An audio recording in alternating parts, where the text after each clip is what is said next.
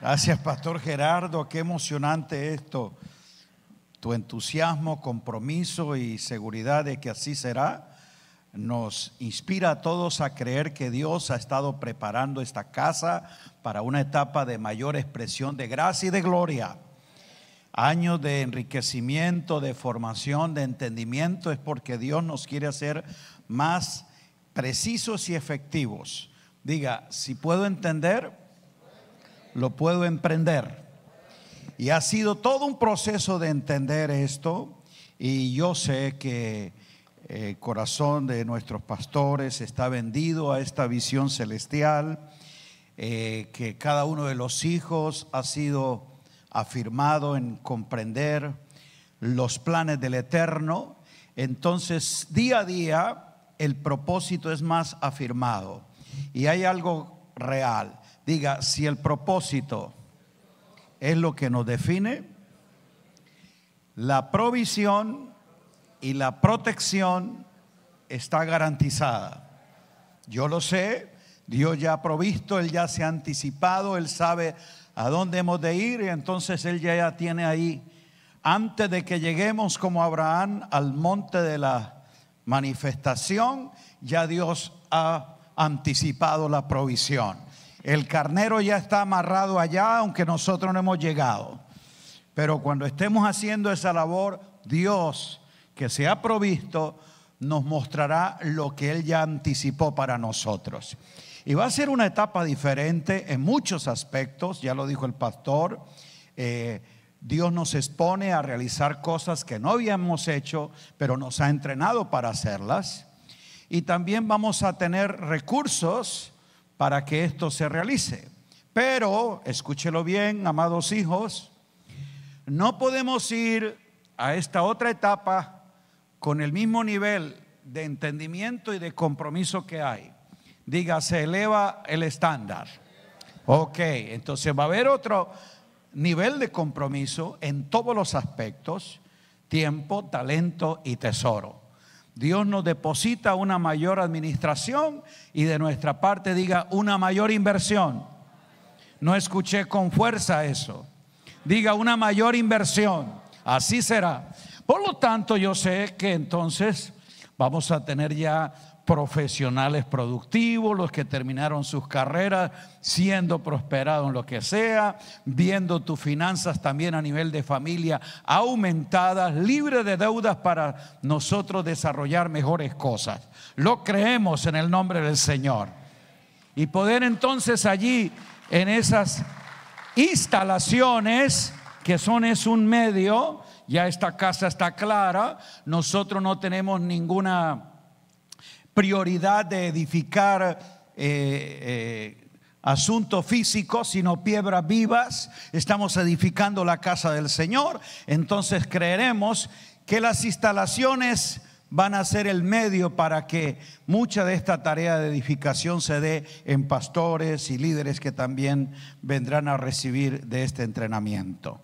Muy bien, quiero sumarme a lo que ha venido el pastor Gerardo compartiéndonos durante estos domingos con respecto a lo que es el proceso de Dios en la perfección de nuestra alma, el trabajo del Espíritu en santificarnos desde nuestro hombre interior, y cómo definir que toda nuestra vida presente sea una realidad de la perfección en Cristo. Quiero que vayamos a Primera de Tesalonicenses, ya lo hemos conocido, pero leerlo de nuevo para poner como marco de referencia este principio que voy a apuntar acá.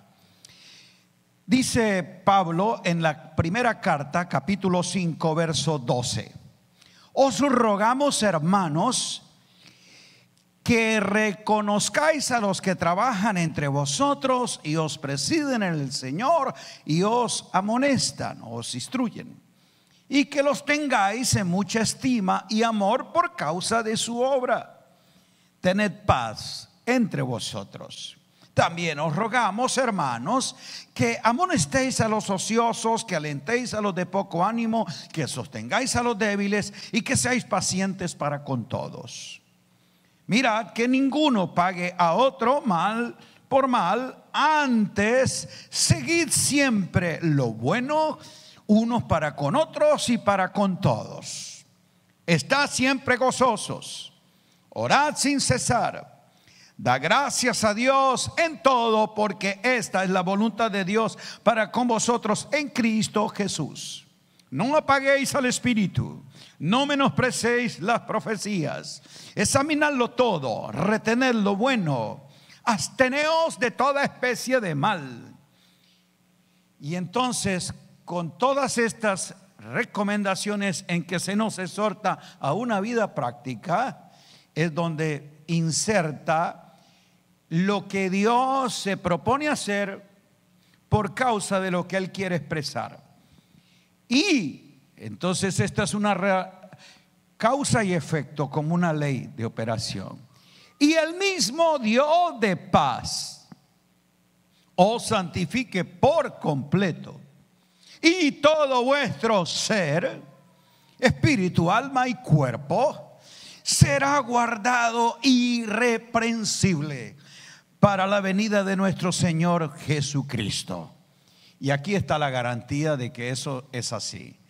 Dígalo conmigo: fiel es el que nos llama, el cual también no lo he escuchado. Vamos a decirlo duro: fiel es Dios quien nos llama, el cual también lo hará.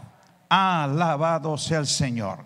Bien, lo que dije es ver lo interesante cómo Pablo presenta el proceso de nuestra santificación integral, de nuestra perfección completa, en un contexto de relaciones interpersonales.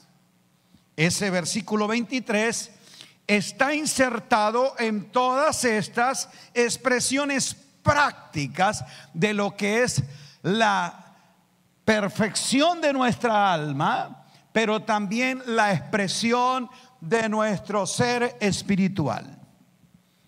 Nos muestra la Escritura cómo Dios nos ha hecho perfectos en nuestro espíritu en cuanto a que hay comunión con Él.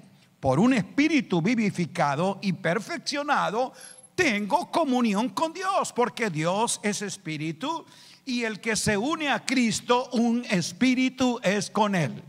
Diga: mi asunto espiritual está resuelto.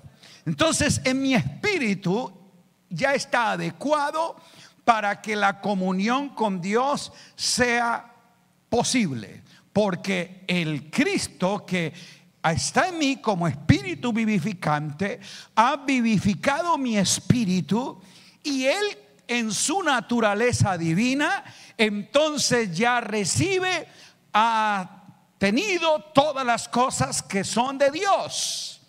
Mi espíritu está adecuado para esa comunión con Dios. Ahora, en cuanto a la perfección o santificación de nuestra alma, ese sí ya es el proceso. Nuestra comunión con Dios ya está definida desde nuestro espíritu, pero nuestra comunión con nuestros hermanos, y que tienen que ver con las expresiones de nuestro, diga, carácter y conducta. Diga, carácter y conducta. Esos son los aspectos prácticos en los que se muestra cómo nuestra alma es perfeccionada, nuestra alma es santificada, porque desde allí es que vamos a tener la comunión con nuestros hermanos en paz y en amor. Entonces diga: mi comunión con Dios en mi espíritu está definida y es libre, pero mi comunión con los hermanos desde nuestra alma, que es la expresión de mi carácter y mi conducta, es la que Dios empieza a que se tiene que perfeccionar, porque desde aquí es que tendrá una expresión práctica la santificación. Entonces, Dios no solamente nos ha hecho santos en cuanto a nuestra posición por medio de la obra redentora de Cristo, y lo hizo con miras a apartarnos, a separarnos para Él, en el contexto de su redención jurídica. Dice Hebreos que por su sangre nos ha hecho perfectos. Note entonces, esto es el aspecto legal de su redención. Pero Él nos santifica en nuestro modo de ser, carácter y conducta. Y eso es posible por medio de que participamos de su naturaleza divina. Y nos santifica en ese aspecto a fin de que todo nuestro ser sea saturado, gobernado, y Él sea la expresión misma de la naturaleza de Dios. Y ya no tiene que ver con una salvación, llamémosles jurídica, sino una salvación orgánica, diga, del cuerpo de Cristo. Ok. La santificación que Dios efectúa con respecto a nuestro modo de ser comienza desde una obra del Espíritu, diga, vuestro espíritu, y todo vuestro ser, espíritu, alma y cuerpo. Esa integralidad de ser redimido, santificado y perfeccionado por causa de un propósito que en Cristo nos ha elegido, nos ha redimido y nos ha hecho partícipes de su naturaleza, es para que Él tenga la expresión de hijos para su gloria, de hijos maduros.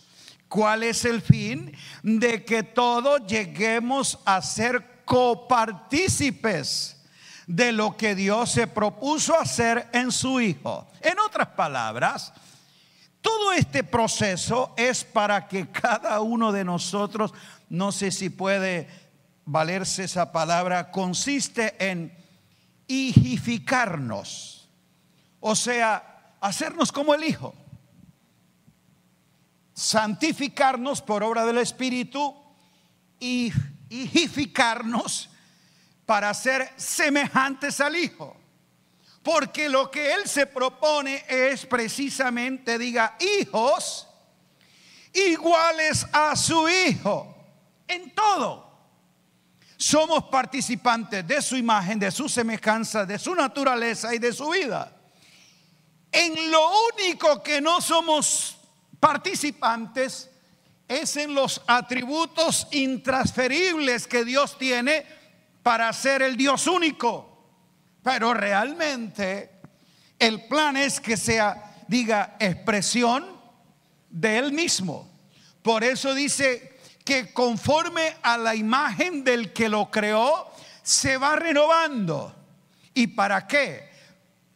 Pablo dice en Romanos, para que cada uno de nosotros sea conforme, de acuerdo a la imagen de su Hijo, que es el primogénito, el prototipo en el cual Él tiene muchos hijos conforme a su gloria. Entonces, este proceso es en el sentido de que en términos cuantitativos Dios nos santifica por completo, pero en términos cualitativos, que tienen ya que ver con cualidad, Dios nos guarda perfectos y nos perfecciona de acuerdo al patrón que Él ha establecido. Diga, la imagen de su Hijo. Vamos otra vez. Note entonces que todo esto no solo es para librarte de tus deficiencias, a quitarte tus broncas o un asunto de superación personal. Esto es un asunto de expresión de lo que Dios quiso desarrollar en su Hijo. En otras palabras, La sanidad de nuestro ser interior, la perfección de nuestra alma, no es solo o no primordialmente busca tu felicidad. Diga su propósito. Cuando nosotros partimos desde ello para encarar nuestras deficiencias, es que le damos un valor superlativo al compromiso de que tenemos que ser perfeccionados, porque no es un asunto solamente de nuestro bienestar, sino es algo que va en su plan eterno. Ahora, Dios, a fin de que cada uno de nosotros pueda cooperar en guardar nuestro espíritu en santificación, nos manda a renovar nuestro entendimiento para que podamos comprobar su voluntad y de esa manera podamos tener una comunión permanente. Diga, comunión permanente. Note usted que es una dinámica espiritual y es dada de su espíritu a mi espíritu. Por eso a nosotros, mire usted, hay dos aspectos. Diga, la soberanía de Dios para hacerlo, la responsabilidad del creyente para cooperar. Por eso somos copartícipes. Porque si bien es cierto, Él es el que produce la obra del Espíritu, sí nos manda a nosotros a no contristar y a no apagar al Espíritu. ¿De quién es esa acción? ¿De Dios o nosotros? Entonces diga, tengo responsabilidad en el proceso. Él toma la iniciativa, Él es el que produce el querer, es el que nos lleva al hacer, pero está el plan soberano de Dios para llevar a cabo y la responsabilidad del creyente para ser partícipe. Entonces aquí es donde nosotros podemos cooperar con Dios en que Él, que nos santifica, hace que de nuestra parte nos despojemos y nos alejemos de cualquier asunto o situación en nuestra vida que pueda en nuestra alma estar contristando el espíritu y apagando esa acción directiva, iluminadora del espíritu. Pero no es porque va a anular la salvación, no. El espíritu es contristado, el espíritu es apagado, no porque la salvación se pierde, sino la asignación y los planes serán erráticos. Se trata de sus planes, diga, de sus planes. Escuche bien entonces que esto tiene que ver con el fin de guardar nuestro ser interior, diga, como hijos salvados, como hijos redimidos, para que podamos ser efectivos en los planes que Él preparó en esa salvación tan grande. Se han incluido todos los aspectos, pero muchas veces nosotros no somos entendidos ni precisos en ello, porque de nuestra parte no hay una compromiso y cooperación real. Por eso Pablo dice en 2 de Corintios, cuando presenta en el capítulo 6 nuestra filiación de que le tenemos a Él por Padre, Él es nuestro Hijo, que nosotros somos templo del Espíritu Santo. En esa interrelación nos dice una verdad. Dice, así que, 7:1, es decir, en razón a esto, diga que Dios es mi Padre, yo soy su Hijo, diga que mi vida es templo de su espíritu. En razón a esto, dice, por cuanto tenemos este plan, Dios ha definido este proyecto, por cuanto tenemos tales promesas, mire lo que nos corresponde a nosotros, limpiémonos de toda contaminación de carne y de espíritu. ¿Para qué? Perfeccionando la santidad en el temor de Dios. Diga, perfeccionando. Esa es una obra que Dios provoca en nosotros, pero lo asumimos por causa del propósito, de la posición y el privilegio que nos da. Diga, Dios es mi Padre y mi vida es templo de su espíritu. No sé si usted puede dimensionar eso. Dios es mi Padre, yo soy su hijo, y le plació que yo sea ahora morada suya. Diga, mi cuerpo, o sea, todo mi ser, espíritu, alma y cuerpo, es que diga morada de Dios, es templo del Espíritu. Ok, ¿lo entendemos? Ahora entonces vamos a ver los tres aspectos. A fin de perfeccionar en nuestro espíritu, entonces ya de nuestra parte nos corresponde, como dijo Pablo, guardar una conciencia limpia y sin ofensa ante Dios.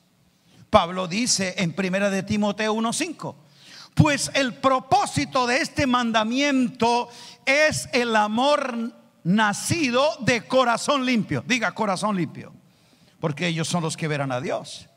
De buena conciencia, ¿de qué? Y de fe no fingida. Mire las expresiones prácticas de una espiritualidad dinámica, saludable y progresiva. Escuche, una vez más, diga, amor nacido de corazón limpio. Conciencia buena, diga buena conciencia. Y de fe no fingida. Pablo dice que algunos se desviaron de estas cosas y se apartaron a vana palabrería.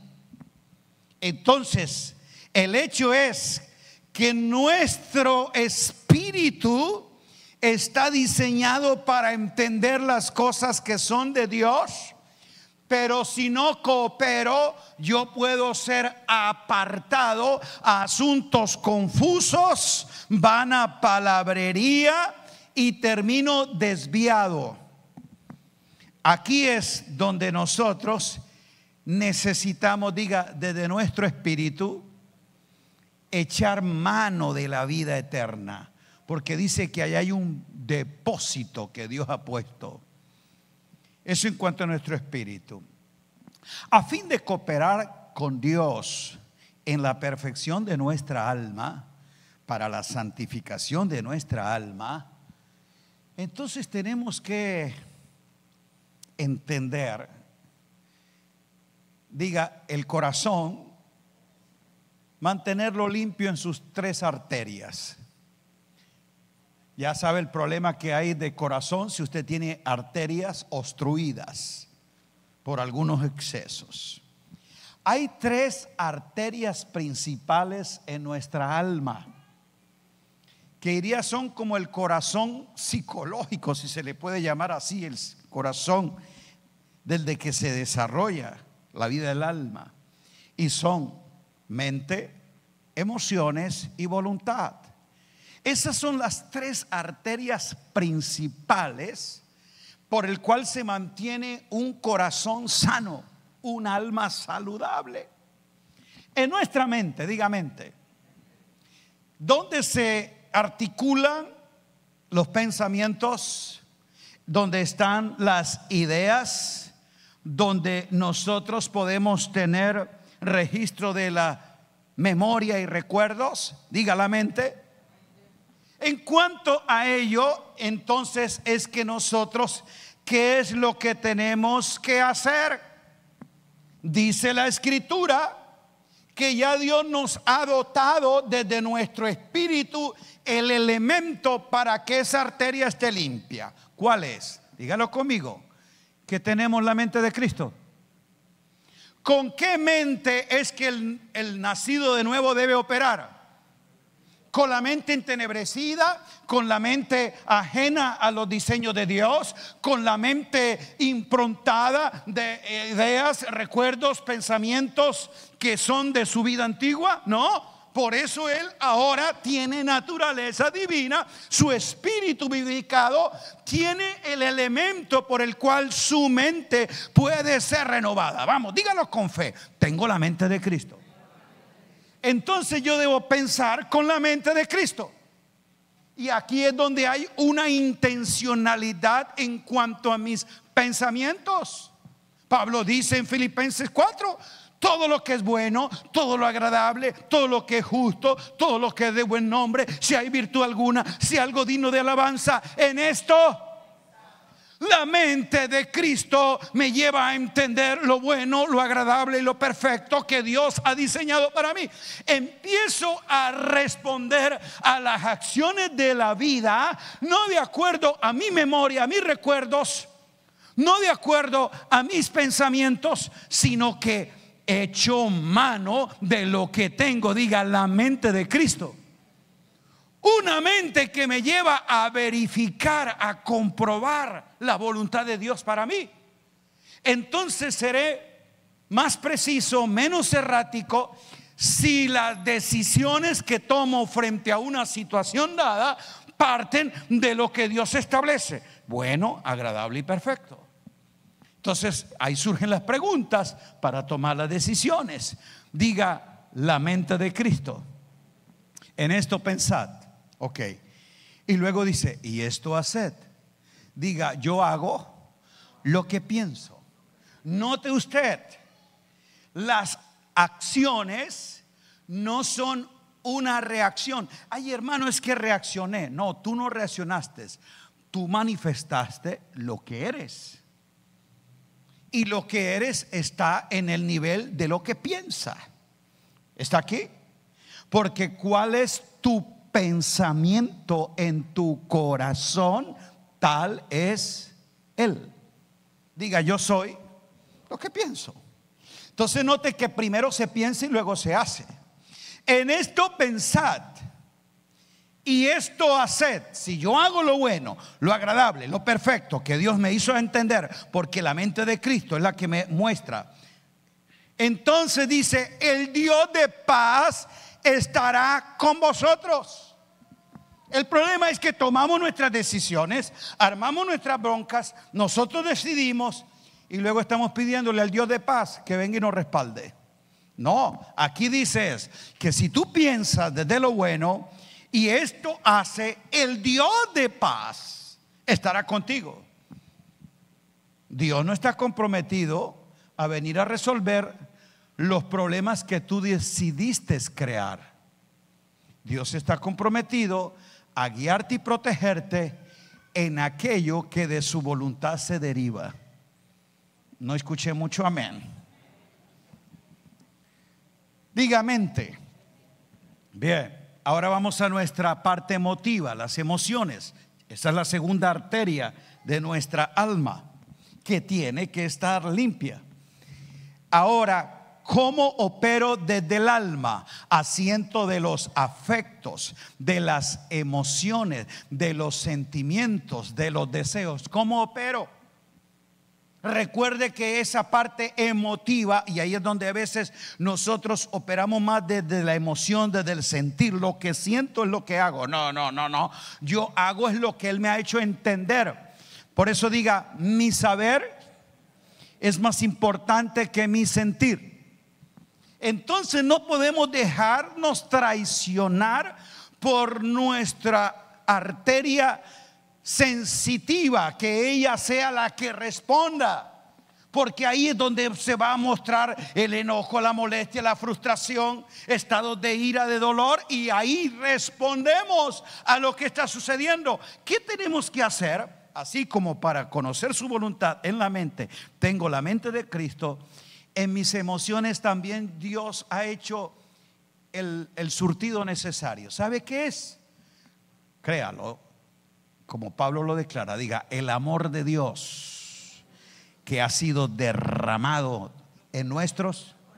Ok. Mis sentimientos, mis emociones, Dios dice que pueden ser perfeccionadas y santificadas porque no respondo desde mi sentir, sino desde el amor de Dios que ha sido derramado en nuestros corazones. Por eso es que muchos dicen, pero ¿cómo puedo amarle después de esa ofensa? No, porque si va a ser tu corazón ofendido, nunca vas a amar, nunca vas a perdonar.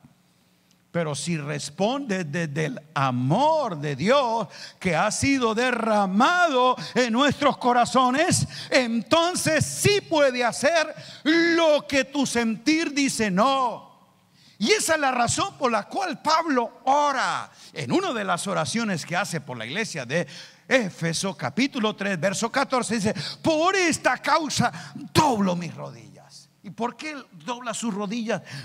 Por esa causa, dice: ante el Dios y Padre de nuestro Señor Jesucristo, de quien toma nombre toda familia en los cielos y en la tierra, para que os dé. ¿Qué es lo que Él pide que les dé a esos creyentes? Que les dé conforme a las riquezas de su gloria, el ser fortalecidos en su hombre interior por el Espíritu, para que ese Cristo que nos habita, Él en nuestros corazones desarrolle la fe, el entendimiento y la fidelidad que se requiere ante una circunstancia adversa. ¿Y con qué fin?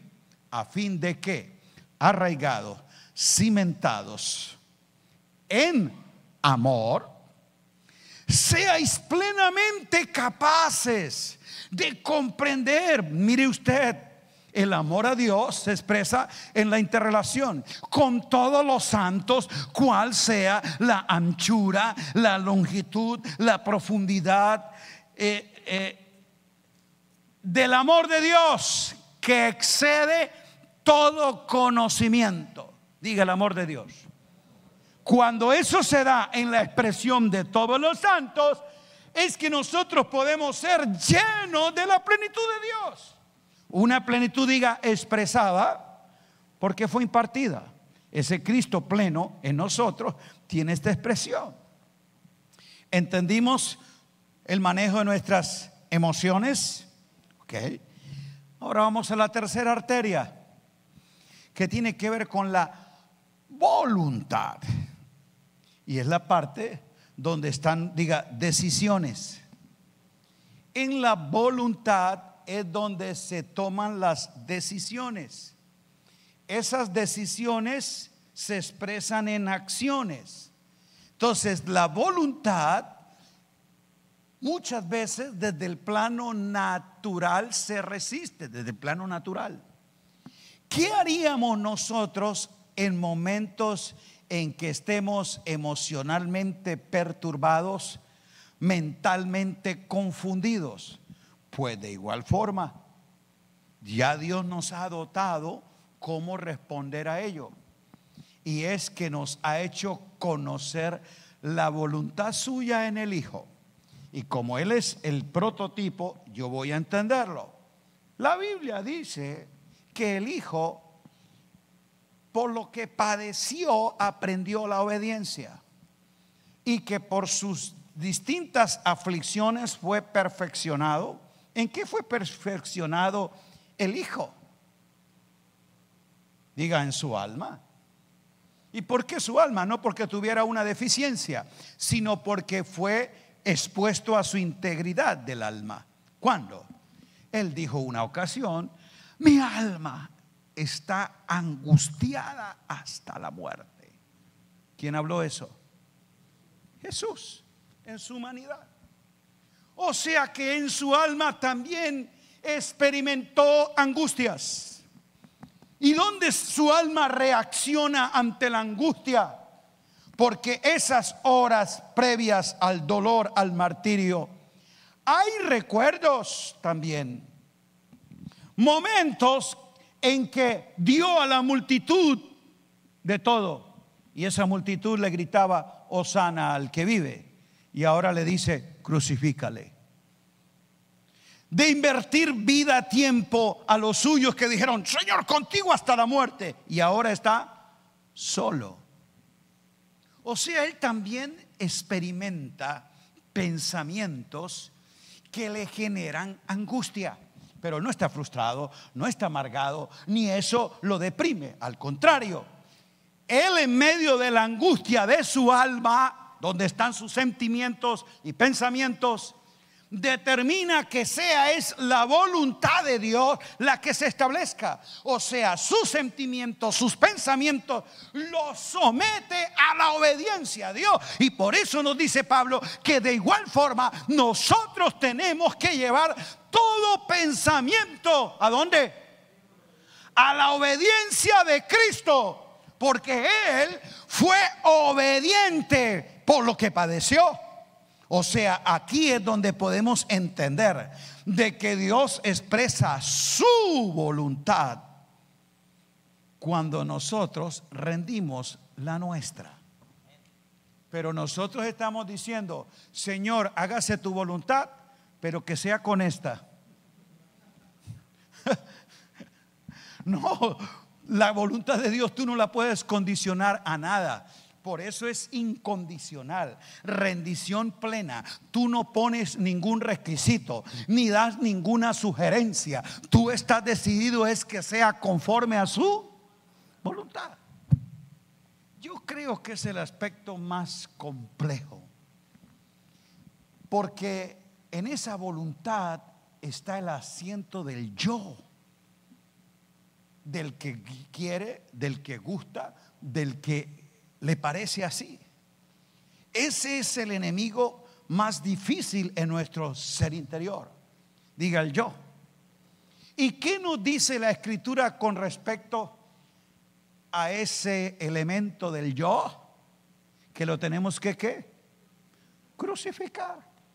Sencillamente, tú no puedes negociar con el yo. Es intransigente, caprichoso, muy astuto, porque él se ingenia respuestas. Esa es la herencia de Adán. Un yo que quiere hasta argumentar y a veces acusar a Dios de las dificultades que él tiene. La mujer que me diste. Entonces ese yo que sabe articular argumentos, excusas y quiere salirse con la suya, es el que nosotros tenemos sin contemplaciones. Diga, cortarle la cabeza. Punto. Es para que no lo dejemos con vida, porque luego va a reclamar. Nosotros dejarle espacio a él es volverlo a resucitar. Ese terrible es duro de matar. 1, 3 y 4. Es duro de matar.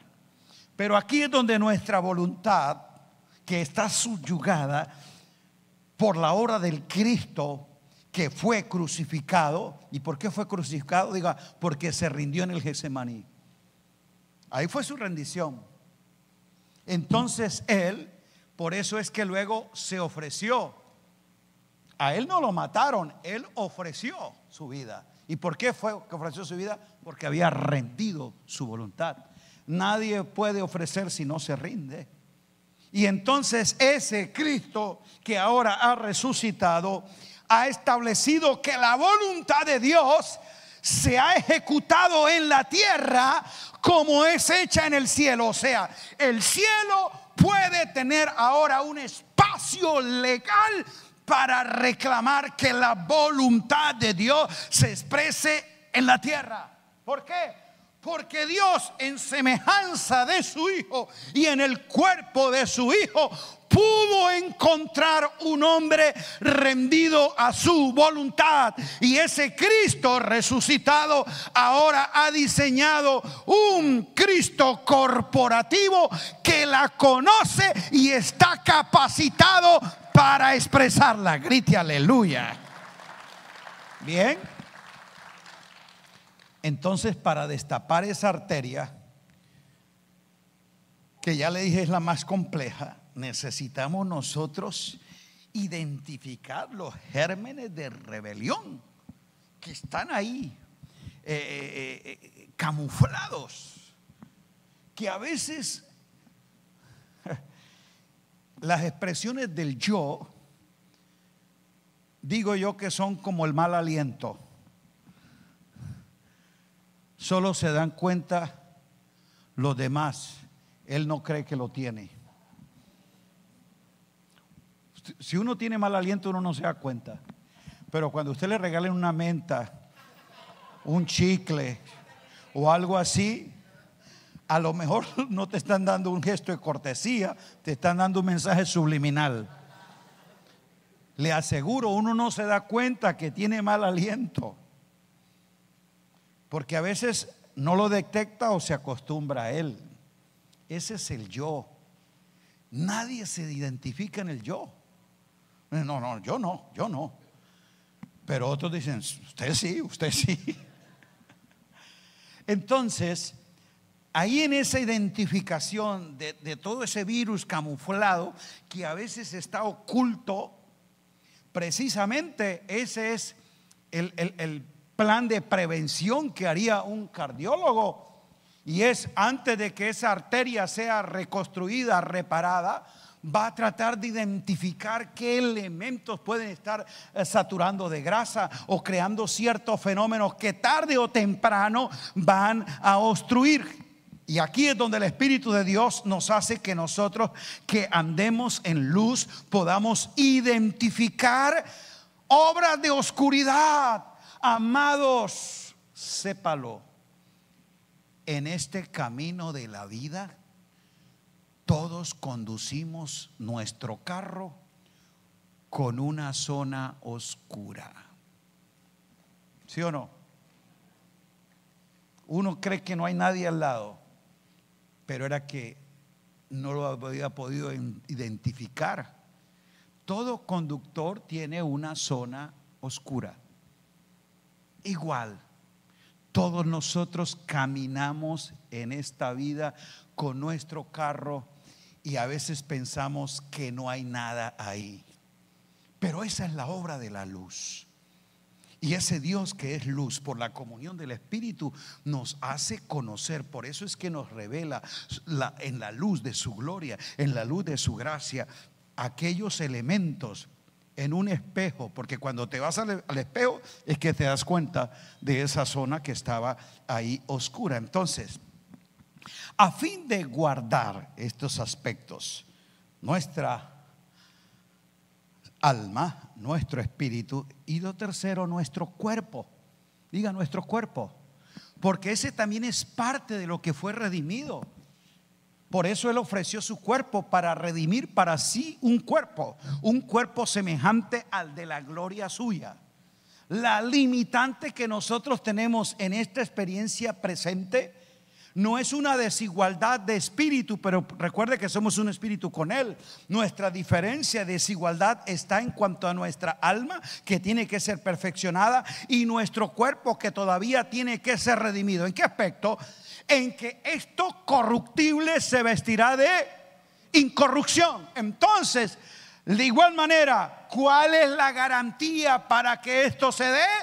Que Cristo, las primicias de la resurrección, se presentó con un cuerpo de gloria para que nos diga: esta es la seguridad que tendrás uno como el mío. Porque ¿cuál es el propósito del Padre? Diga, tener hijos como su Hijo. Y no son hijos en la imagen de Jesús de Nazaret, es en la imagen del Cristo glorificado. Grite aleluya. Diga, hijos a la imagen del resucitado. Y nuestro cuerpo, que todavía tiene expresiones en esta carne corrupta, ahí muchas veces es donde nosotros también tenemos que hacer, como dijo Pablo, una presentación, una rendición. Presenten, rindan sus cuerpos como miembros de justicia. Y a veces para hacerlo, entonces necesitamos nosotros que asumir algunas disciplinas. Y Él pone la figura del atleta. Dice que Él pone su cuerpo en servidumbre, o sea, en disciplinas, en abstinencias. Él no va a hacer aquello porque quiere alcanzar la carrera. ¿Cuál es la expresión de logro de un atleta? Diga, su cuerpo. Yo nunca he visto un atleta que gane su carrera y premien su espíritu. Ahí en la plataforma aparece un ¿qué? Cuerpo. Ese cuerpo tuvo que ser ejercitado y alcanzó la destreza y la excelencia por disciplinas. ¿Sí o no? ¿Qué hizo él con su cuerpo?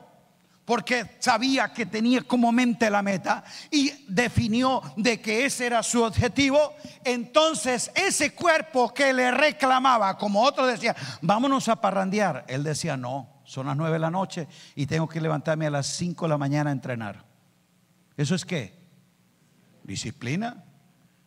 Y entonces la disciplina nos lleva a hacer cosas de renunciar lo que nos agrada para alcanzar lo que queremos. ¿No le gustaría a él también, como los demás amigotes, ir a las 9 a parrandear? Claro que sí, pero él no lo hace por causa del objetivo. Amado, en nuestra vida también habrá algunas disciplinas a las que tenemos nosotros que renunciar por causa del plan de Dios con nosotros. Y aquí es donde debemos también presentar nuestros cuerpos. Diga cuerpos. Cuerpos como instrumentos de justicia. Si habla entonces de que estos son instrumentos de justicia, mi cuerpo, escuche, mi cuerpo le informa a el alma por sus 5 sentidos los aspectos de sus deseos. Pero aquí es donde dice, a esos deseos de la carne ustedes los crucifican. Les gustaría hacerlo, pero por causa del plan de Dios con su vida no lo harías. Pero no porque eres una persona reprimida, sino porque eres una persona redimida y que está definida en agradar a Dios en espíritu, alma y cuerpo. ¿Lo entendimos? Ahora, para terminar,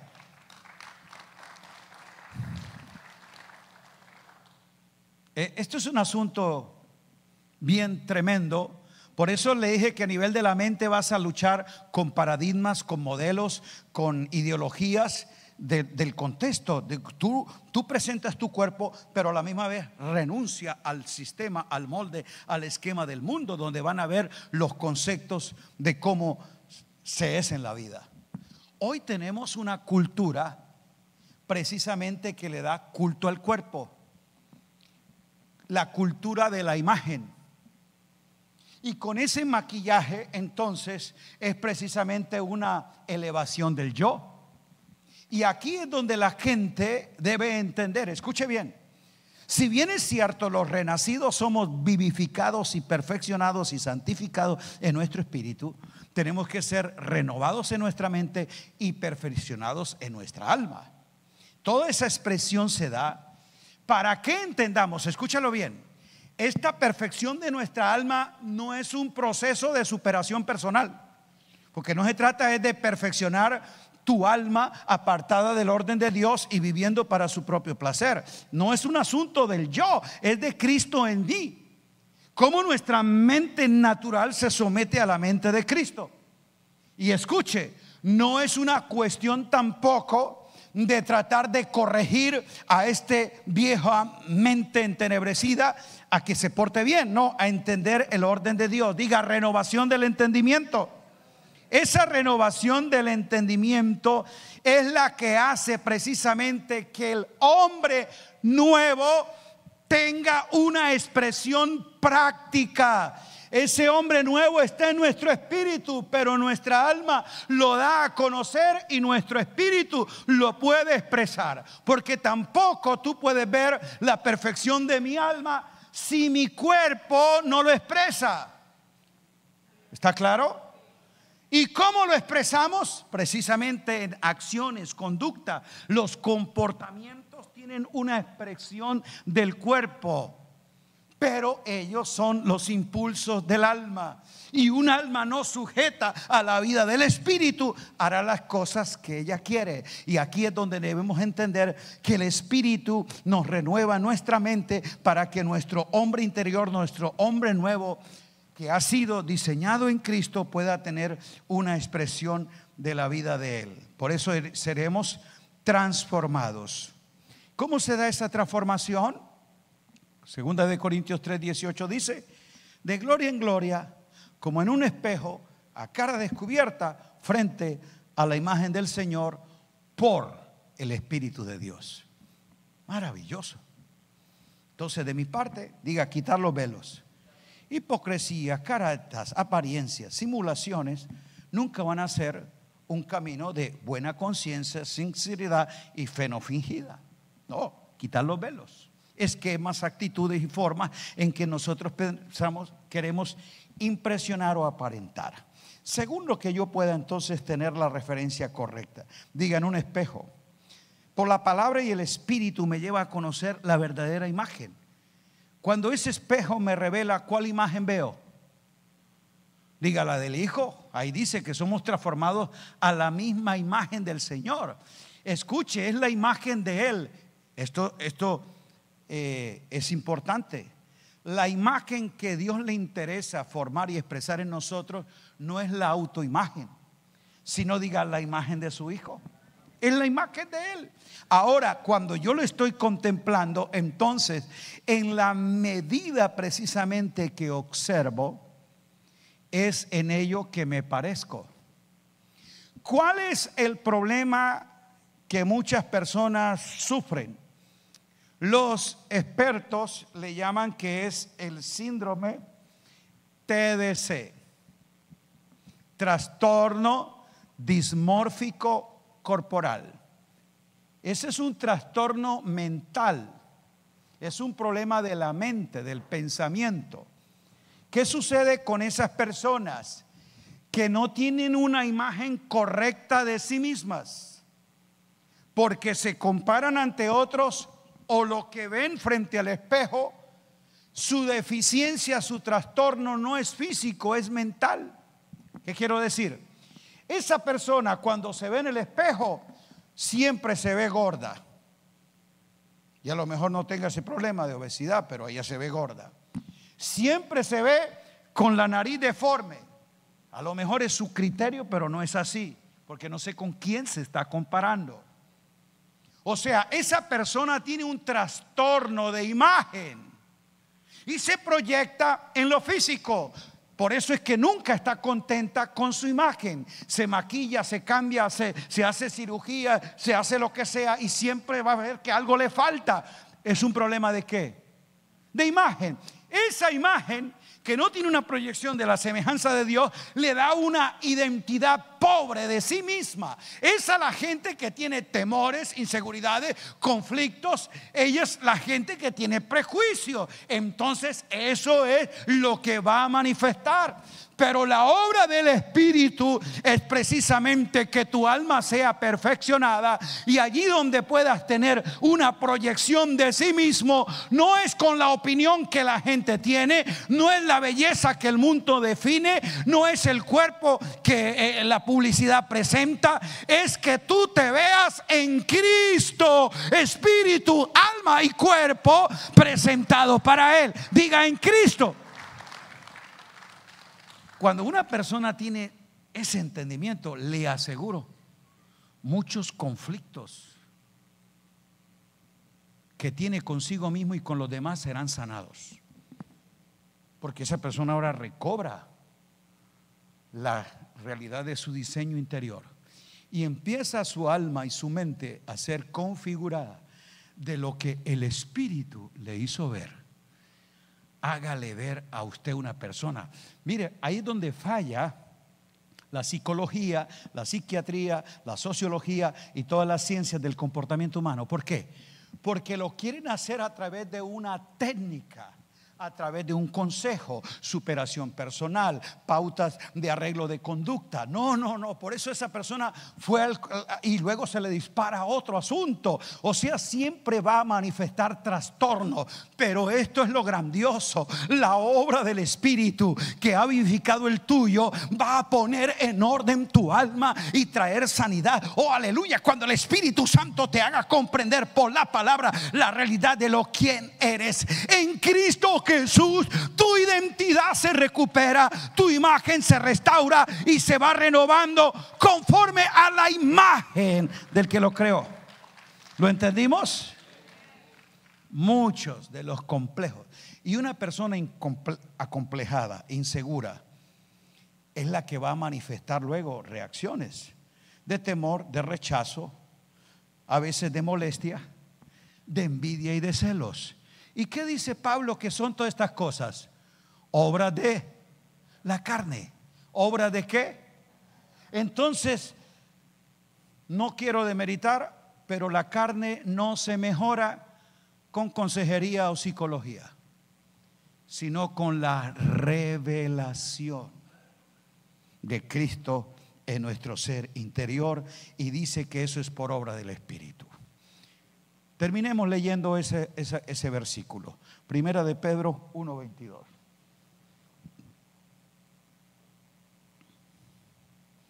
¿Qué dice? ¿Qué dice el apóstol Pedro? Capítulo 1, verso 22. Su primera carta. ¿Lo tienen?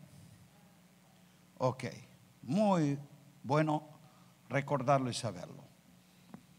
Diga: yo purifico mi alma. Purificar es purgar, depurar, perfeccionar, sacar contaminaciones. ¿Dónde están las contaminaciones? Las desviaciones, las desfiguraciones, las impurezas en el alma. Y ya le hablé de las 3 arterias que la alimentan. ¿Cómo se purga, se purifica, se perfecciona nuestra alma? ¿Qué es lo que dice ahí? ¿Mediante qué? La obediencia a la verdad. Entonces mire lo que le dije, la obra soberana de Dios. Aquí está la soberanía de Dios en que ilumina a los santos la verdad. Cuando yo voy al espejo, a la palabra, por el Espíritu puedo entender la verdad. Esa es una obra de Dios, iluminar nuestro entendimiento para entender la verdad, ¿sí o no? ¿Esa es obra de quién? De Dios por el Espíritu. A través de la palabra nos hace conocer las realidades en Cristo. Esa es obra de Él. Pero la obediencia a la verdad es obra de quién? Claro, mía. ¿Quién es el que tiene que hacer la obediencia? Yo. Entonces mire, la soberanía de Dios para mostrar la verdad, la responsabilidad del creyente para obedecer la verdad. ¿Dónde está nuestra deficiencia? Diga: en la falta de obediencia. Por eso mucha gente pide el consejo, pero hace lo que le da la gana. ¿Para qué pide consejería? Si usted ya sabe lo que va a hacer. Entonces no hay obediencia a una verdad declarada en el Señor. Y dice que la obediencia a la verdad no es asunto de tu deseo, ni de tu voluntad, ni de las promesas, porque mucha gente se le confronta y sabe y viene llorando: ay, sí, Señor, por mi culpa no lo vuelvo a hacer, a partir del otro año yo empiezo una vida. No, eso son promesas, deseos y asuntos tuyos. Y a los 3 meses ese buen deseo, ¿en qué terminó? En una frustración. Porque es que, una vez más, tu alma queriendo hacerlo, producto de que tu voluntad es la que lo inicia. La iniciativa de Dios, la cooperación es nuestra. Aquí lo dice: mediante el Espíritu. ¿Mediante qué? Permite entonces que sea el Espíritu el que te respalde en esa acción de obediencia. No es tu deseo, no es tu voluntad. Tu espíritu ligado al de Dios dice: ahora yo lo puedo hacer en Cristo, porque Él es el que me sostiene, me fortalece. Él es el que produce en mí el querer como el hacer por su buena voluntad. Entonces esa dependencia del espíritu a esa verdad que has querido hacer es donde encuentra. Pero ¿dónde se expresa? Mire una vez más el contexto, que eso es para el amor fraternal no fingido, para el amarnos unos a otros entrañablemente y de corazón puro. Ahí es donde la gente va a ver que estamos siendo perfeccionados. Ese que era conflictivo, antagónico, celoso, envidioso, acomplejado, yo lo veo ahora una persona más apacible, más moderada, una persona que expresa madurez. ¿Quiénes son los que van a notar ese grado de perfeccionamiento? Diga, los que nos conocen, ¿o no? ¿Cómo sabe en casa que yo estoy siendo perfeccionado en mi conducta, voluntad, emociones, todo eso? Pues que me conocen. Mi esposa, que yo veía que era un tipo histérico, violento, irrespetuoso, y ve el cambio, está siendo perfeccionado. Mis hijos, que vieron mi conducta, mi comportamiento, ahora está siendo perfeccionado. Por eso es la importancia de la comunión unos con otros. No para juzgarnos, sino para amonestarnos, inspirarnos, estimularnos a las buenas obras. Diga, vamos, dígalo con fe. Ustedes verán mi cambio. Algunos no quieren.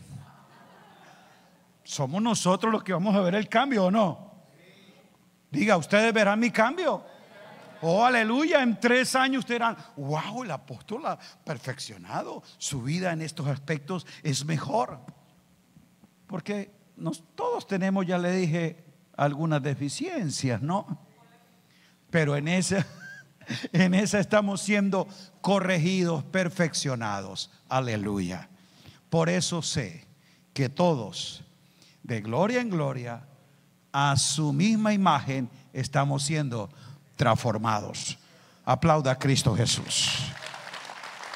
Un abrazo a todos, pongámonos de pie y oramos al Señor.